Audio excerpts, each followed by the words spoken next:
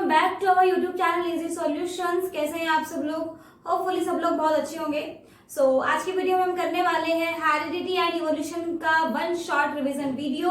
आज की इस एक वीडियो में आपका कंप्लीट हेरिडिटी एंड इवोल्यूशन खत्म हो जाएगा, जो कि आप लोगों के लिए एग्जाम से अगर आप 1 नाइट कर रहे हो, 2 नाइट बिफोर इस क्लास को देख रहे हो, तो ये आप लोगों के लिए बहुत ज्यादा हेल्पफुल होने वाली है। अगर आप लोगों ने ऑलरेडी ये चैप्टर कर लिया है या कुछ टॉपिक्स या कुछ पॉइंट्स इस चैप्टर के रह गए हैं, तो वो सारे पॉइंट्स आपके इस क्लास से पूरे हो जाएंगे। इस क्लास के बाद में आपको इस चैप्टर से रिलेटेड कोई भी डाउट नहीं बचेगा।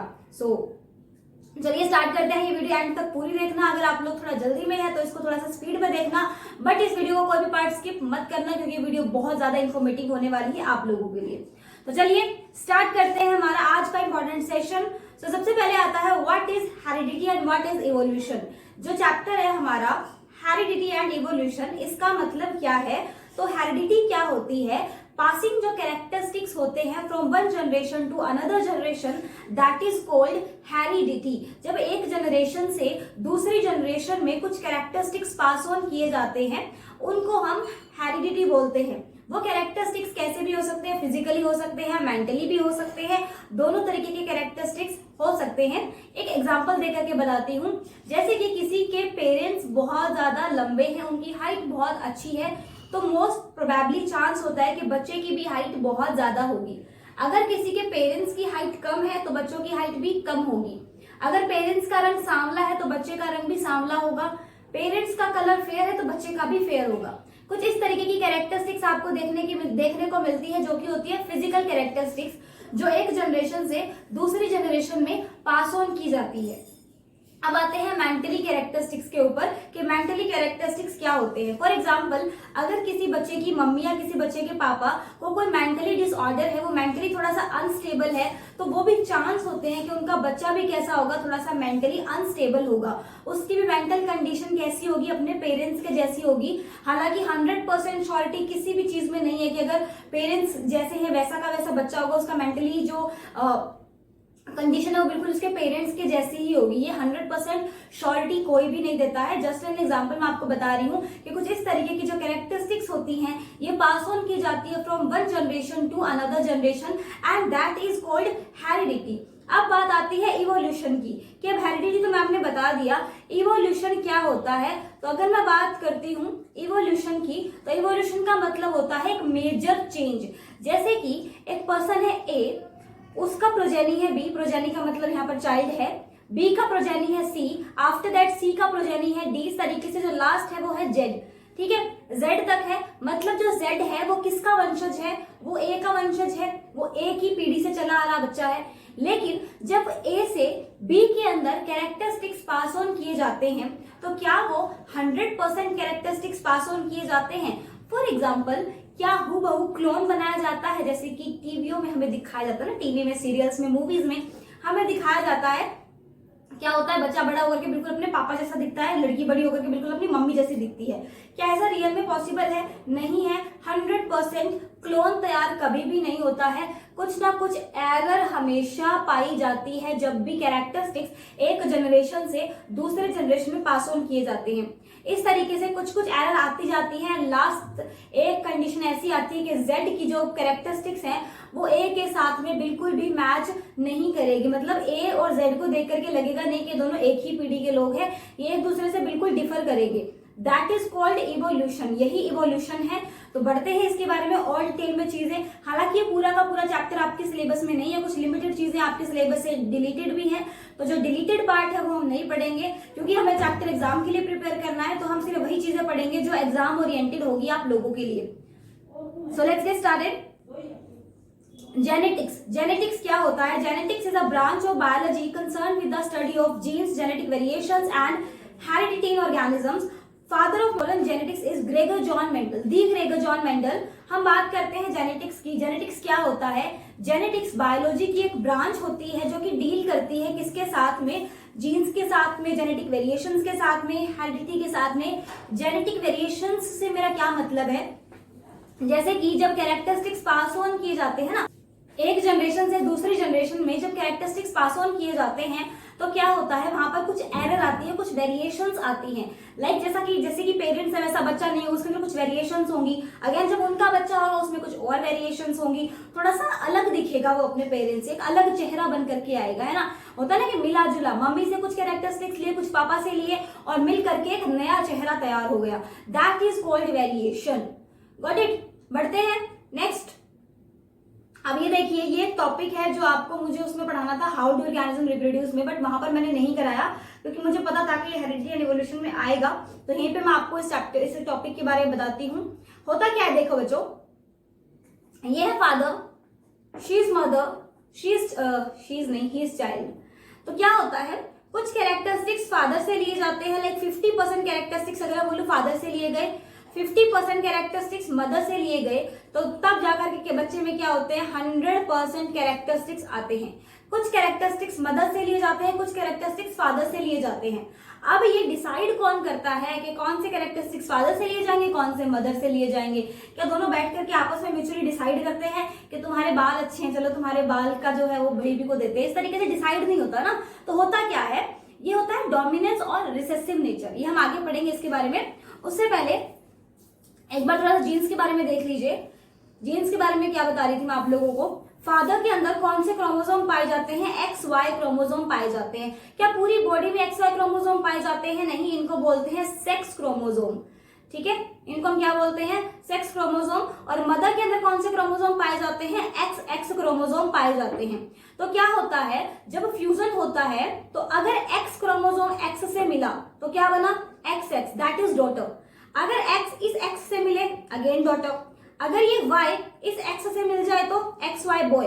अगर ये Y दूसरे X से मिले, again XY, it's a boy.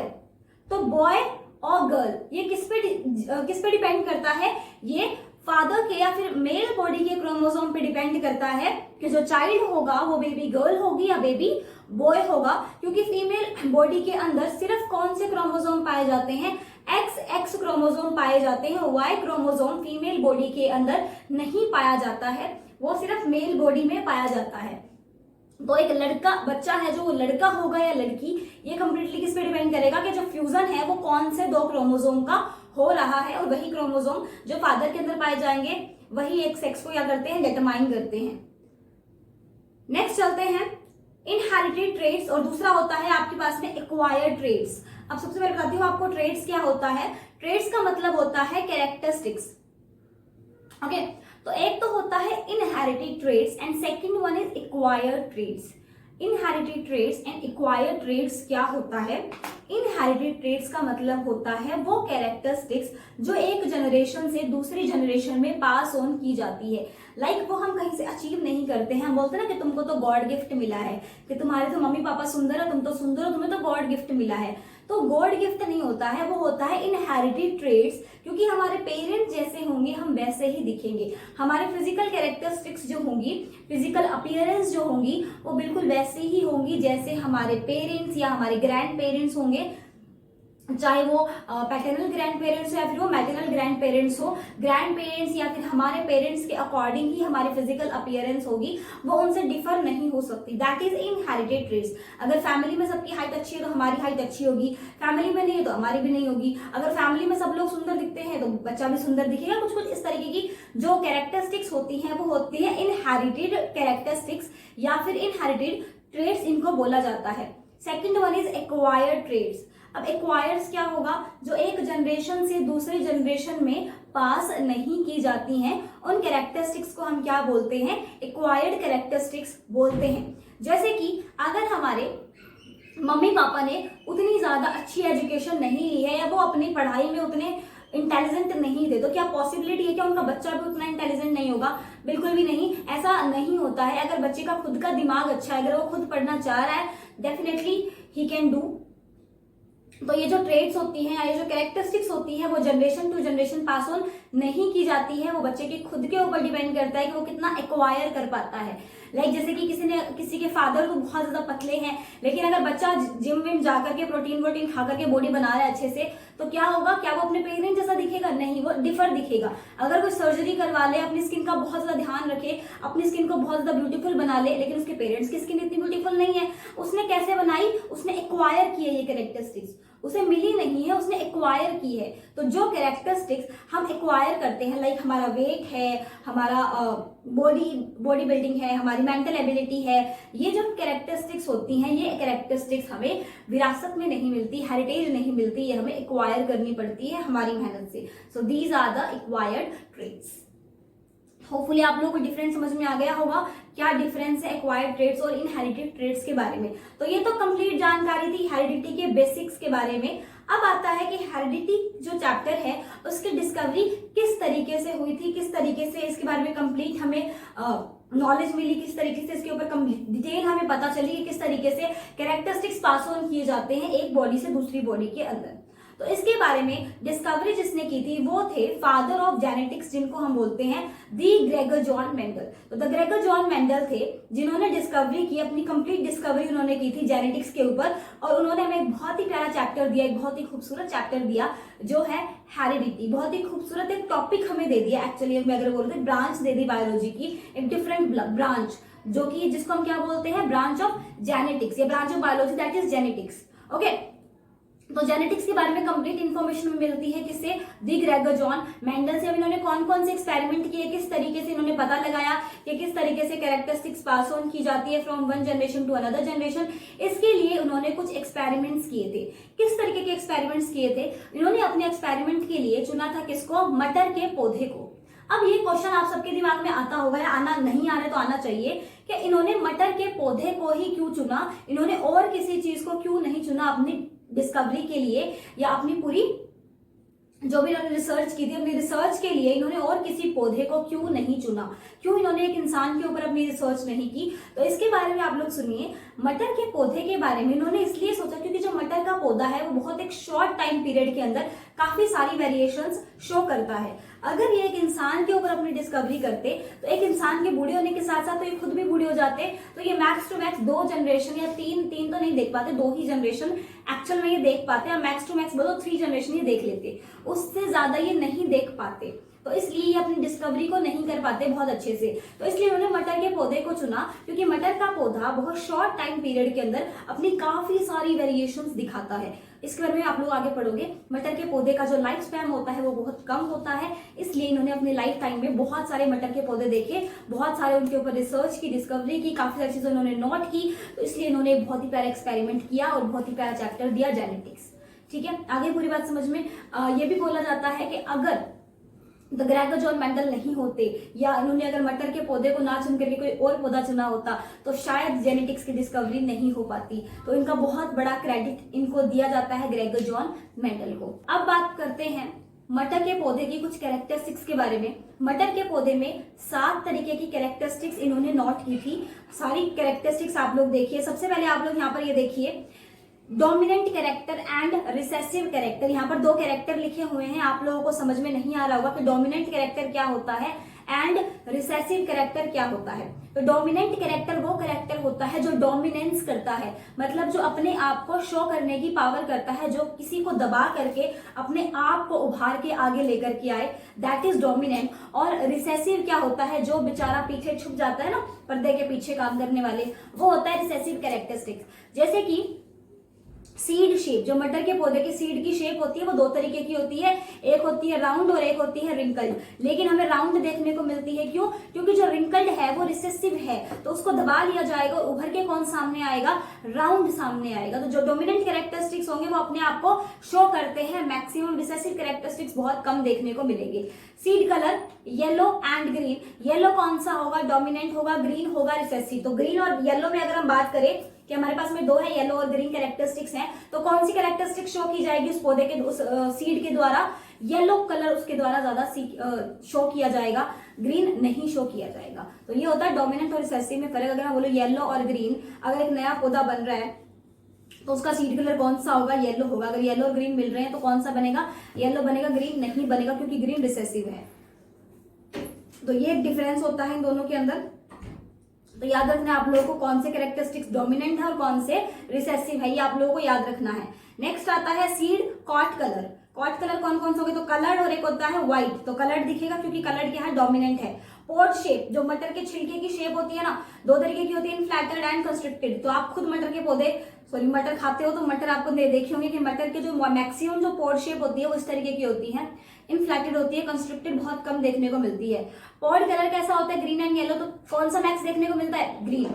Flower position axial और टर्मिनल। एक्सियल क्या होती है, जो इस तरीके से साइड में पौधे लगे, जो फूल लगे होते हैं ना फ्लावर, उनको हम बोलते हैं एक्सियल, और जो बिल्कुल फ्रंट में ऊपर लगे उसको हम बोलते हैं टर्मिनल। स्टीम लेंथ कैसी होगी, लॉन्ग और शॉर्ट, तो कैसी दिखाई जाएगी, लॉन्ग दिखाई जाएगी, शॉर्ट नहीं दिखाई जाएगी, क्योंकि ये सारे के सारे कैरेक्टरिस्टिक्स क्या है, डोमिनेंट है। डोमिनेंट कैरेक्टर अपने आप को शो करेंगे, अपने आप को ज्यादा करके वही हमें देखने को मिलते हैं। ओके, तो आगे बात समझ में, डोमिनेंट और रिसेसिव में डिफरेंस क्या होता है आपको याद भी रखना है कि व्हाट इज डोमिनेंट और व्हाट इज रिसेसिव। इन दोनों के बारे में आप लोगों को डिफरेंस पता होना चाहिए और आपको याद रखना है। फॉर एग्जांपल पेपर में आ जाता है कि ग्रीन जो पॉड कलर है वो डोमिनेंट है, रिसेसिव है, तो आपको पता होना चाहिए कि ये क्या है, ये डोमिनेंट है, रिसेसिव नहीं है। गॉट इट, तो इतना बात आप लोगों को क्लियर होना चाहिए। नेक्स्ट आते हैं इन हम मेंडल्स के एक्सपेरिमेंट्स की बात करते हैं कि मेंडल ने कौन कौन से एक्सपेरिमेंट्स किए थे। He published a paper experiment on plant hybridization in which he mentioned the result of his experiment done on the edible pea. उन्होंने एडिबल पी के ऊपर क्या किया था, अपना एक्सपेरिमेंट किया था, जिसका साइंटिफिक नेम है पाइसम सटाइवम। ये भी आप लोगों को याद रखना है, पेपर में पूछा जाता है कई बार के मटर के पौधे का या पी प्लांट का साइंटिफिक नेम क्या है, तो आपको याद रखना पड़ेगा पाइसम सटाइवम। अभी बात करते हैं, थोड़ी सी मेंडल्स के बारे में बात कर लेते हैं। आपको पता है मेंडल एक बहुत ही ग्रेट साइंटिस्ट थे, एज आई ऑलरेडी टोल्ड, क्योंकि इन्होंने हमें एक अलग ही ब्रांच दे दी थी बायोलॉजी की। इन्होंने पूरी बायोलॉजी को पलट दिया था। उन्होंने एक बहुत ही डिफरेंट एक डिस्कवरी की थी हेरिडिटी के ऊपर। जब ये क्या कर रहे थे, ये मोनार्क में पढ़े, जब वहां पर ये पढ़ा रहे थे तो क्या करते थे, ये कुछ एक्सपेरिमेंट्स करते थे। तो वहां पर जब वो एक्सपेरिमेंट्स करते थे तो काफी सारे इनके एक्सपेरिमेंट्स फेल हो जाते थे। इन्होंने अपना जो पहला एक्सपेरिमेंट था, इन्होंने वो माइस के ऊपर किया था, लेकिन जो वहां के जो हेड थे उनको ये बात पसंद नहीं आई थी कि ये जानवरों के ऊपर अपना एक्सपेरिमेंट करे। इसलिए इन्होंने किसको चूज किया, इन्होंने सोचा कि मैं प्लांट्स के ऊपर क्या करता हूँ, अपना पूरा का पूरा एक्सपेरिमेंट डन करता हूँ। लेकिन इन्होंने कुछ ऐसा सोचा नहीं था कि इनको मटर के पौधे पे ही अपनी डिस्कवरी करनी है। ऐसा इन्होंने बहुत ज्यादा डिस्कवरी नहीं की थी, बहुत ज्यादा रिसर्च नहीं की थी कि अपना जो हेरिडिटी एक्सपेरिमेंट है ये पी प्लांट के ऊपर ही करे। ये बहुत ज्यादा लकी थे, ये इनकी खुशकिस्मती थी कि इन्होंने ऐसे पौधे को चुना जिसके अंदर बहुत सारी कैरेक्टरिस्टिक्स देखी जाती हैं, जो बहुत ज्यादा वेरिएशंस शो करता है, जिसका लाइफ स्पैन बहुत कम होता है। इसलिए क्या हुआ, इनका जो एक्सपेरिमेंट था वो बहुत ज्यादा सक्सेसफुल रहा। इसीलिए मैं आपको बोल रही थी कि अगर ये मटर के पौधे को चूज ना करते और कोई और पौधे को चूज करते तो शायद इनका एक्सपेरिमेंट इतना ज्यादा सक्सेसफुल नहीं हो पाता। तो इसलिए बोला जाता है कि ये बहुत लकी थे उस टाइम पे कि लकीली इन्होंने मटर के पौधे को ही चूज किया। दैट्स व्हाई ये क्या हुआ, ये पूरा का पूरा एक्सपेरिमेंट जो है वो डन किया गया। जब मेंडल्स अपने एक्सपेरिमेंट कर रहे थे तब उन्होंने बहुत सारी चीजें देखी, बहुत सारी वेरिएशंस देखी, एंड उन वेरिएशंस के अकॉर्डिंग इन्होंने कुछ लॉज भी दिए थे। हम एक एक करके साथ साथ में लॉज भी पढ़ेंगे और सारी चीजें हम क्या करने वाले हैं, डिस्कस करने वाले हैं। तो चलिए स्टार्ट करते हैं। इन्होंने दो तरीके से क्या किए थे, एक्सपेरिमेंट किए थे। पहला था monohybrid cross experiment and second था डाई हाइब्रिड क्रॉस एक्सपेरिमेंट। अब एक्सपेरिमेंट्स क्या थे, उनसे पहले मैं आपको एक बार ये बताती हूँ कि मोनोहाइब्रिड क्या होता है और डाई हाइब्रिड क्या होता है। क्या होता है मोनोहाइब्रिड, हाइब्रिड का मतलब होता है ट्रेट्स। क्या होता है, जब एक पौधा, जब कोई भी पौधा या कोई भी पर्सन जब रिप्रोडक्शन करता है तो क्या होता है, एक जनरेशन से from generation F two generation F1। अब F और F1 क्या है मैं एक बार बता देती हूँ, क्योंकि आपको आगे इनके बारे में बहुत ज्यादा पढ़ना है। F है पेरेंटल, राइट, और F1 क्या है, इनका प्रोजेनी यानी कि इनका बच्चा। F2 क्या है, F1 का बच्चा या फिर F2 का F1 का प्रोजेनी। हम प्रोजेनी यूज करेंगे यहाँ पर, लेकिन आप समझ जाना कि प्रोजेनी का मतलब क्या है, इनका बच्चा। तो जब हम बात करते हैं F की, F पेरेंट की, तो जब वो F1 को क्या कर रहा है, जनरेट कर रहा है, तो हम ये कंट्रोल नहीं कर सकते कि कुछ कैरेक्टरिस्टिक्स पास ऑन की जाए, कुछ नहीं की जाए। सारी की सारी कैरेक्टरिस्टिक्स आपको पता है पास ऑन की जाएंगी एक जनरेशन टू अनदर जनरेशन। तो हमारे कंट्रोल में नहीं है कि हम कुछ कैरेक्टरिस्टिक्स को रोक पाए, लेकिन हमारे कंट्रोल में ये है कि हम एक ट्रेट के बारे में पढ़े, हम एक ही कैरेक्टरिस्टिक्स के बारे में स्टडी करें, क्योंकि सारी जितनी भी हमारे पास में कैरेक्टरिस्टिक्स है, हम एक साथ सारी की सारी कैरेक्टरिस्टिक्स को स्टडी नहीं कर सकते। इसलिए क्या होता है कि एक बार में उन्होंने एक ही ब्रीड को या एक ही ट्रेट को क्या किया, स्टडी किया। तो जब उन्होंने एक ही ट्रेट को स्टडी किया तो उस एक्सपेरिमेंट को उन्होंने क्या बोला, मोनोहाइब्रिड। मोनो का मतलब होता है सिंगल ब्रीड, और जब उन्होंने दो ब्रीड के बारे में स्टडी की तो उसको उन्होंने क्या बोला, डाई हाइब्रिड क्रॉस एक्सपेरिमेंट। तो आपको समझ में आ गया होगा कि मोनोहाइब्रिड और डाई हाइब्रिड का मतलब क्या है। अब मैं आप लोग बताती हूँ सबसे पहले मोनोहाइब्रिड क्रॉस एक्सपेरिमेंट क्या है। तो मोनोहाइब्रिड क्रॉस एक्सपेरिमेंट के लिए सबसे पहले इन्होंने क्या लिया, इन्होंने लिया एफ प्लांट, जिसको मैं पेरेंटल प्लांट भी बोल रही हूँ। तो इन्होंने क्या लिया, इन्होंने दो तरीके के प्लांट लिए नॉर्मल, एक लिया टॉल और एक लिया शॉर्ट। ये आपके एनसीईआरटी में बहुत क्लियरली बताया गया है। अगर आप लोग ये मेरा टॉपिक पढ़ रहे हो ना, तो आप लोग प्लीज एनसीईआरटी लेकर के बैठिए एक बार। एनसीईआरटी में जहां पर आपको ये मोनोहाइब्रिड के बारे में बताया गया है, आप उस पेज को एक बार निकालिए तो आपको बहुत क्लियरली समझ में आएगा। तो उन्होंने क्या लिया, उन्होंने एक प्लांट क्या लिया, टॉल लिया, और एक उन्होंने क्या लिया, शॉर्ट लिया। उन्होंने सिर्फ कौन सी ट्रेड के बारे में स्टडी कर रहे हैं, वो अभी हाइट के ऊपर वो क्या कर रहे हैं, अपनी पूरी की पूरी स्टडी कर रहे हैं, पूरा का पूरा एक्सपेरिमेंट कर रहे हैं। तो उन्होंने दो तरीके के प्लांट लिए, टॉल एंड शॉर्ट। तो आपको पता है टॉल को हम किससे डिनोट करेंगे, capital T and capital T, and short is small t and small T.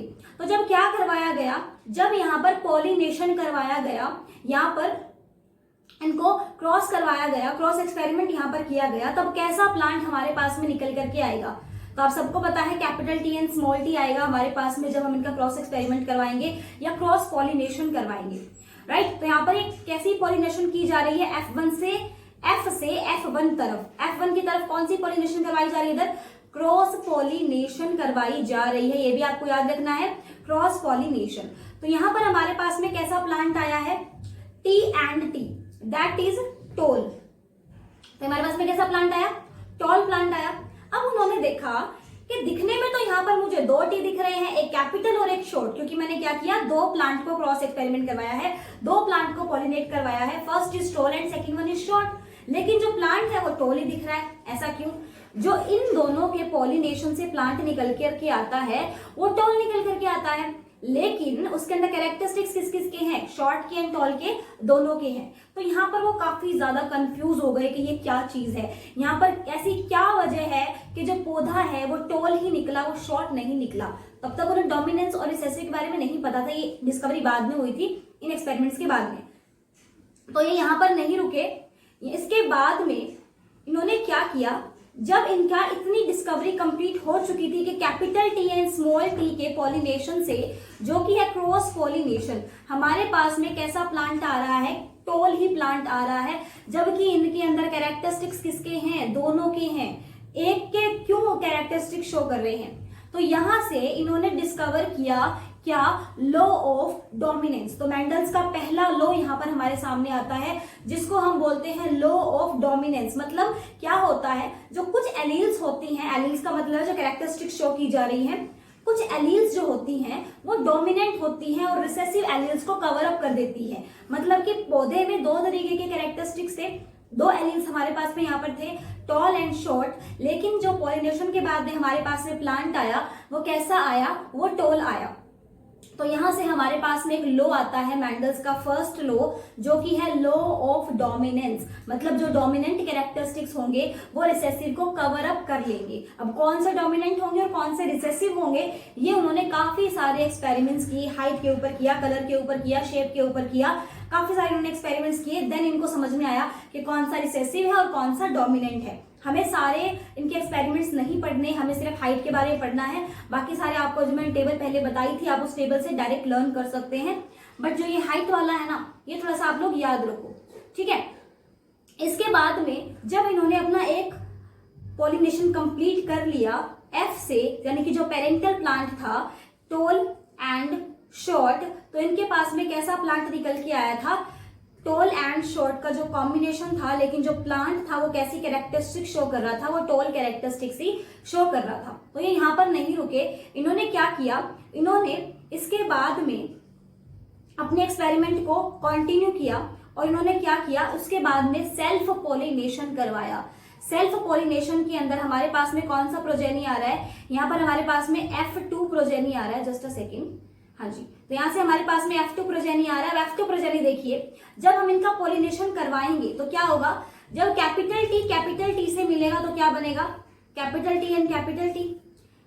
जब कैपिटल टी स्मॉल टी से मिलेगा तब क्या बनेगा, capital T and small T. जब ये स्मॉल टी इस कैपिटल टी से मिलेगा तो क्या बनेगा, small T capital T. And इसके बाद में जब ये स्मॉल टी से बनेगा तो क्या बनेगा, small t and small T. एक बार टेबल में आपको समझा देती हूँ मैं, मतलब क्लियरली समझ में आएगा। उसके बाद हम इनके फिनोटाइप और जीनोटाइप रेशो की भी बात करेंगे। तो इस टेबल में देखिए, यहां पर है मेरे पास में capital T and small t, and यहां पर भी है मेरे पास में 1 capital T and 1 small t. तो जब कैपिटल टी को कैपिटल टी से मिलाया गया देन क्या बना, capital T capital T. Capital T को स्मॉल टी से मिलाया गया then small t and capital, small and capital, and after that small and small. यहां पर इनका हमने क्या करवाया है, पॉलिनेशन करवाया है। तो अब हमारे पास में 4 तरीके के प्लांट निकल करके आते हैं। आप क्लियरली देख सकते हो, ये कैसा होगा, टॉल, ये कैसा होगा, टॉल, ये कैसा होगा, टॉल, और ये कैसा होगा, शॉर्ट। अब हमारे पास में 2 तरीके के रेशो होते हैं guys. First is phenotypic ratio and second one is genotypic ratio. अब फिनोटाइपिक और जीनोटाइपिक क्या होते हैं, देखो फिनो फिजिकली, जैसा हमें फिजिकली दिखता है वो होता है फिनोटाइपिक, और जैसे उसके जीन्स होते हैं वो होता है जीनोटाइपिक। इस तरीके से आप लोग याद करो, जो हमें फिजिकल अपीयरेंस होता है ना, जो फिजिकली दिखाई देता है वो होता है फिनोटाइपिक, और जिसके जेनेटिकली हम बात करते हैं, जिसके जीन्स की बात करते हैं वो होता है जीनोटाइपिक। तो यहाँ पर हमें रेशो बताना है, पहले बताना है फिनोटाइपिक रेशो, मतलब स्मॉल और टॉल के बीच का रेशो। तो क्लियर भी देख पा रहे हो आप लोग, देखने में 3 प्लांट हमारे पास में कैसे होंगे, टॉल होंगे, और शॉर्ट कितना होगा, 1 ही होगा। तो 3:1 का मेरे पास में फिनोटाइपिक रेशो आ जाएगा। अगर सेकंड वन हमें निकालना है जीनोटाइपिक रेशो, तो कैपिटल टी कितना है, 1 ही है। उसके बाद में कैपिटल टी स्मॉल टी कितने हैं, 2 है ना, और स्मॉल कितना है, 1 है। तो जीनोटाइपिक रेशो क्या निकला, 1:2:1। तो ये होते हैं phenotypic ratio and genotypic ratio. तो ये है आपका कंप्लीट मोनोहाइब्रिड क्रॉस एक्सपेरिमेंट। जब इन्होंने F2 प्रोजेनी के बारे में स्टडी किया, जब इन्होंने सेल्फ पोलिनेशन करवाया, पहले हमारे पास में कौन सा पोलिनेशन हो रहा है, cross, after that self pollination, ठीक है। अब क्या निकलता है, इसके बाद में हमारे पास में एक लॉ आता है, लॉ ऑफ सेग्रीगेशन।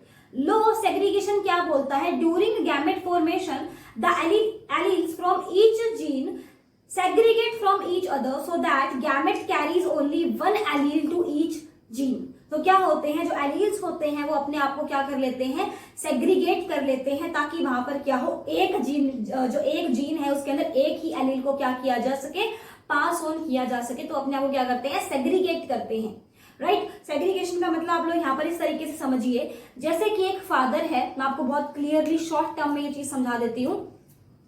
क्या होता है, एक फादर है और एक मदर है, ठीक है। तो फादर और मदर है, दोनों क्या है, पेरेंट्स बनने वाले हैं, इनके घर में एक छोटा सा बच्चा आने वाला है।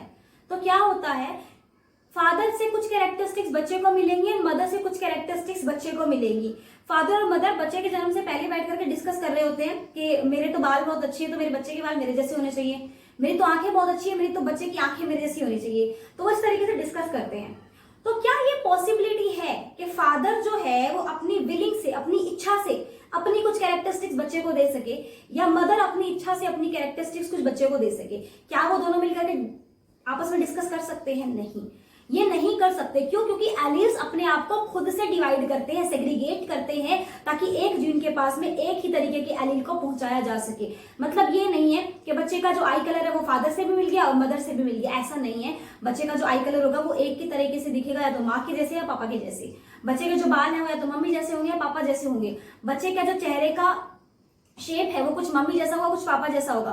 फॉर एग्जाम्पल, उसकी नाक उसके पापा जैसी है, उसकी आंखें उसकी मम्मी जैसी है। तो कुछ एक पर्टिकुलर जो एलील है, जो कैरेक्टरिस्टिक्स है, वो उसे एक ही तरीके से मिलेगा। ये नहीं है कि उसे डिफरेंट मिल रहा है कि मदर से भी मिल गया, फादर से भी मिल गया, नहीं। वहां पर एलील अपने आप को सेग्रीगेट करते हैं। That is law of segregation. तो हमारे पास में 2 लॉ हो चुके हैं। First is law of dominance, जहां पर यह बताया गया है कि एक एलील अपने आप को डोमिनेट करता है, किस वजह से? रिसेसिव को कवर अप देने के लिए। And second one is law of segregation, जहां पर यह बताया गया है कि एलील अपने आप को सेग्रीगेट करते हैं, राइट। तो ये हमारे पास में 2 लॉज यहां से निकल करके आते हैं मैंडल्स के मोनोहाइब्रिड क्रॉस एक्सपेरिमेंट से। अब बढ़ते हैं नेक्स्ट डाईहाइब्रिड क्रॉस के अंदर। जैसा कि मैंने ऑलरेडी बता दिया कि जब हमने मोनोहाइब्रिड की बात की तो हमने एक ही ब्रिड की बात की, एक ही कैरेक्टरिस्टिक्स की बात की। जब हम डाई हाइब्रिड की बात कर रहे हैं तो हम दो ब्रीड की बात करेंगे। अब हमारे पास में दो कैरेक्टरिस्टिक्स होंगे, ठीक है। कौन कौन सी कैरेक्टरिस्टिक्स है, आप लोग कोई भी कैरेक्टरिस्टिक्स लेकर के स्टडी कर सकते हो, जो आपकी एनसीईआरटी में है आप उसकी तरफ भी जा सकते हो, कोई प्रॉब्लम नहीं है। आप किसी भी तरीके की दो कैरेक्टरिस्टिक्स के ऊपर अपनी ये स्टडी कंप्लीट कर सकते हैं। तो देखते हैं डाई हाइब्रिड क्रॉस एक्सपेरिमेंट के बारे में। डाई हाइब्रिड क्रॉस में इन्होंने क्या लिया, इन्होंने दो तरीके की कैरेक्टरिस्टिक्स ली थी। पहला इन्होंने क्या लिया, colour, pod colour, and second इन्होंने लिया सीड कलर। अब यहाँ पर आपको दिख रहा है yellow yellow and round round, sorry इन्होंने शेप लिया है। एंड यहाँ पर भी इन्होंने क्या लिया है, यहाँ पर इन्होंने जो लिए हैं ये है डोमिनेंट कैरेक्टर और ये है रिसेसिव कैरेक्टर। तो जब हमने क्या किया, F1 जनरेशन को हमने पॉलिनेट करवाया, तो यहाँ पर हमारे पास में क्या बनता है, capital Y small y, capital R and small r, ठीक है। हमने दो तरीके के क्या ले लिए यहाँ पर कैरेक्टरिस्टिक्स ले लिए। तो डाई हाइब्रिड क्रॉस में क्या हुआ, इन्होंने दो तरीके के कैरेक्टरिस्टिक्स लिए। फर्स्ट इन्होंने लिया कलर एंड सेकंड इन्होंने लिया शेप, यानी कि येलो कलर और राउंड शेप। और ये जो स्मॉल ये वाई आपको दिख रहा है ना, कैपिटल वाई और स्मॉल वाई में क्या डिफरेंस है, कैपिटल वाई डिनोट कर रहा है डोमिनेंट को और स्मॉल वाला डिनोट कर रहा है किसको, रिसेसिव को। कैपिटल वाई का मतलब है येलो एंड स्मॉल वाई का मतलब है ग्रीन, जो कि रिसेसिव है। कैपिटल आर का मतलब है राउंड और स्मॉल आर का मतलब है रिंकल्ड। आप इसको डब्ल्यू से भी डिनोट कर सकते हो, लेकिन यहाँ पर स्मॉल और कैपिटल से इसलिए डिनोट किया गया है ताकि समझने में थोड़ी सी आसानी हो। अब आप एक बार ये चीज समझिए, मैं आपको थोड़ा सा बता देती हूँ क्या होगा। देखिए, जब हम इनको क्रॉस पॉलिनेशन करवाते हैं, capital Y capital Y, capital R and यहाँ पर हमारे पास में स्मॉल वाई स्मॉल आर। जब हम क्या करेंगे, इनका क्रॉस पॉलिनेशन करवाएंगे तो हमारे पास में क्या बनेगा, capital Y capital R and small r, ठीक है। इस तरीके का हमारे पास में कुछ कैरेक्टरिस्टिक्स बन जाएगा। अब हमारे पास में कितने रिजल्ट आएंगे, जब हम दो कैरेक्टरिस्टिक्स को करवा रहे थे पॉलिनेट, यानी कि जब हमने सिर्फ कैपिटल और स्मॉल का लिया था, तो हमारे पास में कितने एक्सपेरिमेंट आए थे, टोटल कितने आउटकम्स आए थे, 4। अब हम कितनी ले रहे हैं, 4 कैरेक्टरिस्टिक्स को ले रहे हैं, तब हमारे पास में कितनी आएंगी, 16 हमारे पास में क्या आएंगे, आउटकम्स आएंगे। क्या होता है यहाँ पर, स्केयर होता है। अगर 2 कैरेक्टरिस्टिक्स को हम लोग यूज कर रहे हैं तो हमारे पास में कितने रिजल्ट आ रहे हैं, 4, 2 raised to power 2। अगर 4 को ले रहे हैं तो 4 raised to power 2, हमारे पास में कितने एक्सपेरिमेंट आएंगे, टोटल 16 हमारे पास में टोटल रिजल्ट आएंगे, ठीक है। तो इसके बारे में हम एक कंप्लीट टेबल बनाते हैं, टेबल से आप लोगों को ये चीजें ज्यादा समझ में आएंगी। F1 प्रोजेनी के अंदर तो हमारे पास में क्या आ रहा है, capital Y capital R and small r. यहाँ पर हम जो टेबल के अंदर बात कर रहे हैं, ये हम बात कर रहे हैं F2 प्रोजेनी की, F2 जनरेशन की हम यहाँ पर बात कर रहे हैं। तो ये टेबल से आप लोग समझेंगे एक बार, बहुत ही इजी है ये चीज बच्चों को थोड़ी ज्यादा मुश्किल लगती है, पता नहीं क्यों, जबकि इतनी मुश्किल है नहीं। सबसे पहले आप लोग इधर टेबल बनाइए, हमारे पास में कितने आउटकम्स आएंगे, हमारे पास में 16 आउटकम्स आएंगे, ठीक है। ओके, जस्ट अ सेकंड, मैं आपको टेबल बना करके बताती हूँ, आपको ज्यादा क्लियरली समझ में आएगा। अब देखिए, एक हमारे पास में क्या होगा, हमारे पास में होगा capital Y and capital R, उसके बाद में होगा small y and capital R, after that capital Y small r, after that small y and small r, ठीक है। बिल्कुल सेम हमारे पास में रिजल्ट जो रहेंगे वो यहाँ पर भी रहेंगे, क्योंकि ये कैरेक्टरिस्टिक्स जो दूसरे के साथ में पॉलिनेट करेगी तो दो तरीके के कैरेक्टरिस्टिक्स यहाँ पर शो किए जाएंगे। मैं एक बार पेन चेंज करके आप लोगों को अच्छे से समझाती हूँ ताकि आपको ये बहुत ही क्लियरली समझ में आए चीजें। यहाँ पर देखिए, जब हम कैपिटल वाई और कैपिटल आर का पॉलिनेट करवाते हैं capital Y and capital R के साथ में, तो हमारे पास में क्या बनेगा, capital Y capital R, capital Y small y capital R, capital Y capital R small r, capital Y small y capital R small r, ठीक है। पॉलिनेट करवाओ, capital Y small y capital R, small y capital R and capital R, small y capital R small r, small y capital R small r. ये आप अच्छे से देख लीजिए एक बार थोड़ा सा क्लियरली विजिबल नहीं है ना, एक बार इसको दोबारा बनाते हैं थोड़ा सा ज्यादा अच्छे से, ताकि ये थोड़ा और अच्छे से क्लियर हो जाए ना आप लोगों को। Just give me a second, इसको थोड़ा सा क्लियर बनाते हैं ताकि ज्यादा अच्छे से विजिबल हो जाए, वरना फिर समझ में नहीं आएगा ना। आप लोग क्या करिए, आप लोग साथ साथ इसको अपनी कॉपी में बनाते रहिए ताकि आपको ये साथ की साथ ही समझ में आ जाए, वरना फिर बाद में नहीं आएगा। अगर आप लोग सोच रहे हो कि बाद में बनाएंगे, बाद में नहीं समझ में आएगा। अभी अगर आप लोग साथ साथ ही बॉक्स मेरे साथ बनाओगे ना, तो आपको ये बहुत अच्छे से क्लियर हो जाएगा कि क्या चीजें कहां पर किस तरीके से आ रही हैं। ठीक है, तो सब लोग अपने अपने कॉपी पेन लेकर के बैठिए जब ये वीडियो देख रहे हैं, ताकि आप लोगों को भी ये चीजें क्लियरली समझ में आए। मैं आपको कलर चेंज करके इसलिए बता रही हूँ ताकि आप लोग डिफरेंशिएट कर पाओ। तो सबसे पहले क्या होगा, capital Y capital R, small capital Y small r, small y capital R and small y small r. यहां पर भी सेम होगा, capital Y capital R, capital Y small r, small y capital R, small y small r. जब यहाँ पर हम क्या करवाते हैं, इनको क्रॉस करवाते हैं सबसे पहले, तो देखिए क्या बनता है। आप लोग साथ साथ करो, समझ में अब तक तो आ गया होगा आप लोगों को कि किस तरीके से यहाँ पर हम पॉलिनेशन करवाते हैं। तो क्या बनेगा, capital Y capital Y, capital R capital R, capital Y capital Y, capital R small r, capital Y small y, capital R and capital R, capital Y small y, capital R and small r. हम पहले Y Y को लिखेंगे, after that are को लिखेंगे, क्योंकि हम एक characteristics को या एक ब्रीड को पहले लिख रहे हैं, ताकि हमें क्या हो, स्टडी में इजीली हमें समझ में आ जाए। ठीक है, तो इनको आप लोग क्या करवाइए, क्रॉस पॉलिनेट करवाइए। यहाँ पर सेल्फ पॉलिनेशन करवाया जाएगा एक्चुअल में। तो आप लोग ये कंप्लीट रिजल्ट लिख लो, साथ के साथ करो बच्चों, बहुत क्लियरली समझ में आएगा। बहुत ही इजी चैप्टर है ये लगता है आप लोगों को डिफिकल्ट, क्योंकि आप लोगों को ये बॉक्स बनाना नहीं आता। ठीक है, तो आप लोग इस तरीके से बॉक्स फॉर्मेट में करोगे ना, तो ये इजीली समझ में आएगा। अगर आप लोग बॉक्स एक्सपेरिमेंट में ना करके क्रॉसली लिखते हो ना, फिर नहीं समझ में आता ये। ठीक है, तो यहाँ पर मैं कंप्लीट रिजल्ट लिख रही हूँ। उसके बाद में आप लोगों को इनका रेशियो बताऊंगी कि किस तरीके से आप लोग इनका रेशियो निकालोगे। चलिए अब हम अगर पेन चेंज करते हैं, फिर उसके बाद में हम इनका रेशियो निकालते हैं। तो हम पेन का कलर लेते हैं, यहाँ पर ग्रीन ले लेते हैं ना। चलो हाँ जी, अभी निकालो। सबसे पहले फिनोटाइपिक रेशियो निकालो। जीनोटाइपिक यहाँ पे निकलेगा भी नहीं, क्योंकि बहुत ज्यादा हो जाएगा। इसका सिर्फ फिनोटाइपिक रेशियो ही आपको निकालना है। निकालो phenotypic ratio. Capital Y and capital R निकालो। सबसे पहले कितने हैं, एक। इसके अलावा capital Y and capital R और है क्या, नहीं है, कितना है, एक। तो 1 रेशियो निकाल दो। अब capital Y capital R small r देखो कितने हैं, 1। अब हम पेन का यूज नहीं कर, दूसरे पेन का यूज करेंगे, बहुत क्लियरली समझ में आएगा बच्चों। देखो ये कितने हैं, 1 2। इसके अलावा ढूंढो, आप लोगों ने भी अपनी जो कॉपी में बॉक्स बनाया ना, उसको ढूंढो कितने हैं, 2 हैं। तो 1 रेशो 2 रेशो। इसके बाद में फिर से ढूंढो किसको, capital Y small y capital R capital R, capital Y small y capital R capital R. इसके अलावा नहीं है, कितने हैं, अगेन 2 है। इसके अलावा यहां पर अलग देखिए, और capital Y small y capital R small r, दिख रहा है क्या, capital Y small y capital R small r, capital Y small y capital R small r. कितने हो गए, 4 है हमारे पास में, ये 4। इसके अलावा देखो और निकालो, capital Y small r small r, capital Y small r और तो नहीं है हमारे पास में। ओके, तो ये हमारे पास में 1। इसके अलावा कैपिटल वाई स्मॉल आर 2। इसके अलावा ये कितने हैं, 2। ये हमारे पास में सिंगल है, ठीक है, ये 1 है, और ये भी कितना है, 1 है। तो ये हमारे पास में क्या निकल गया, इसका रेशो निकल गया।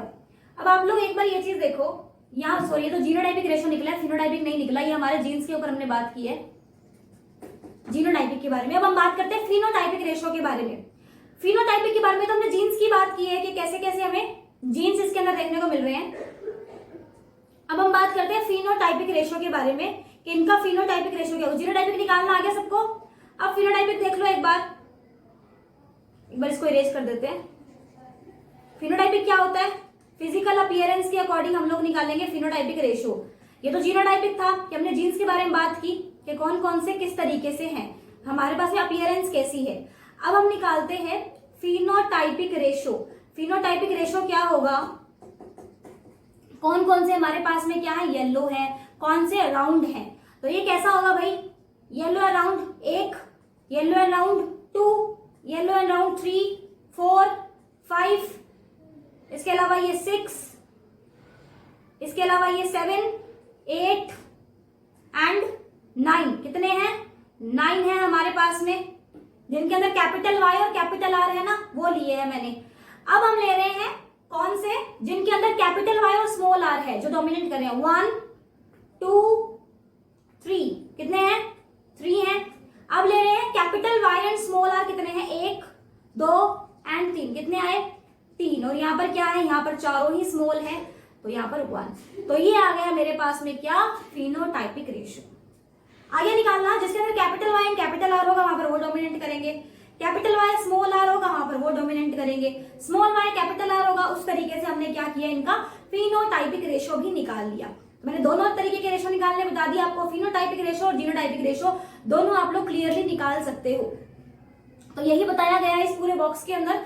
देख लीजिए आप लोग एक बार, हमारा फिनोटाइपिक रेशियो 9:3:3:1, तो हमारा बिल्कुल एग्जैक्ट निकला है फिनोटाइपिक। तो यहाँ पर आप लोग देखिए इसके अंदर gametes from heterozygous parent. Heterozygous और होमोजाइगस का मतलब क्या होता है? बहुत सिंपल है, वैसे मैं नहीं बताया, बता देती हूँ। होमोजाइगस का मतलब होता है जहां पर सिंगल कैरेक्टरिस्टिक्स शो की जा रही हैं, जैसे कि जस्ट में सेकंड में बता देती हूँ, जैसे कि टोल एंड टोल है, तो ये है होमोजाइगस प्लांट, मतलब यहाँ पर सिर्फ सिंगल कैरेक्टरिस्टिक्स है। अगर मैंने बात की capital T and small T की, तो ये कैसा हो जाएगा? ये हेट्रोजाइगस हो जाएगा, जहां पर एक कैरेक्टरिस्टिक्स अलग है और एक अलग है। डिफरेंट जो एलील्स होंगे उसको हम हेट्रोजाइगस प्लांट बोलते हैं, जहां पर सेम होंगे उसको हम होमोजाइगस बोलते हैं। ठीक है। तो फिनोटाइपिक रेशियो क्या होता है? जो फिजिकली अपीयरेंस होता है। जीनोटाइपिक क्या होता है? जो जीन्स के थ्रू हम देखते हैं, जो हमें दिखाई नहीं देता है। जैसे कि मैंने बताया था कैपिटल वाई कैपिटल आर कितना है? 1 ही है, तो ये 1 रेशियो हो गया। Capital Y small y capital Y ये 2 हो गया मेरे पास में। इस तरीके से हम क्या निकालते हैं? जीनोटाइपिक रेशियो निकालते हैं। आगे बात समझ में कि किस तरीके से हम लोग मोनोहाइब्रिड और डाईहाइब्रिड क्रॉस करते हैं। तो ये कुछ ये 2 एक्सपेरिमेंट थे जो मैंडल्स ने अपनी स्टडी के दौरान किए थे, और इन दोनों से हमें क्या पता चला था? हमें लॉस के बारे में पता चला था, लॉ ऑफ डोमिनेंस के बारे में, लॉ ऑफ सेग्रीगेशन के बारे में। तो ये बहुत ही इंपॉर्टेंट एक्सपेरिमेंट थे मैंडल्स के, जिनके द्वारा हमें कंप्लीट हेरिडिटी के बारे में पता चला। जब इन्होंने पी प्लांट के ऊपर अपनी स्टडी की ना, तभी पता चला था कि कुछ कैरेक्टरिस्टिक्स जो पास ऑन किए जाते हैं from one generation to another generation, और किस तरीके से जो कैरेक्टरिस्टिक्स है वो अपने आप को डोमिनेंट करते हैं। वो डोमिनेंस और रिसेसिव के बाद में ही पता चला था, और ये भी हमें डोमिनेंस और रिसेसिव के बारे में हमें कैसे पता चला था? इनके एक्सपेरिमेंट्स के कारण ही हमें पता चला, वरना पता ही नहीं चलता कि किस तरीके से ये कैरेक्टरिस्टिक्स अपने आप को शोन करते हैं। अब हम लास्टली बात करते हैं मैंडल्स के सभी एक्सपेरिमेंट की। तो मैंडल ने जितने भी अपने एक्सपेरिमेंट्स किए, एक्सपेरिमेंट्स की हमने बात कर ली, हम लॉज की बात करते हैं। तो मैंडल्स ने हमें 3 लॉज दिए थे। First is law of dominance, second one is law of independent assortment, and third one is law of segregation. तो लॉ ऑफ डोमिनेंस क्या होता है कि कुछ एलील्स जो होते हैं वो डोमिनेंट होते हैं कवर अप द रिसेसिव। तो जो रिसेसिव कैरेक्टरिस्टिक्स है वो अपने आप को शो नहीं कर पाते हैं, जो डोमिनेंट कैरेक्टरिस्टिक्स है वो इंडिपेंडेंटली अपने आप को क्या कर सकते हैं? शो कर सकते हैं। तो वो होता है लॉ ऑफ डोमिनेंस, मतलब रिसेसिव कैरेक्टरिस्टिक्स को अपने आप को बनाए रखने के लिए डोमिनेंट की जरूरत पड़ सकती है, लेकिन डोमिनेंट को अपने आप को बनाए रखने के लिए रिसेसिव की जरूरत नहीं पड़ती है।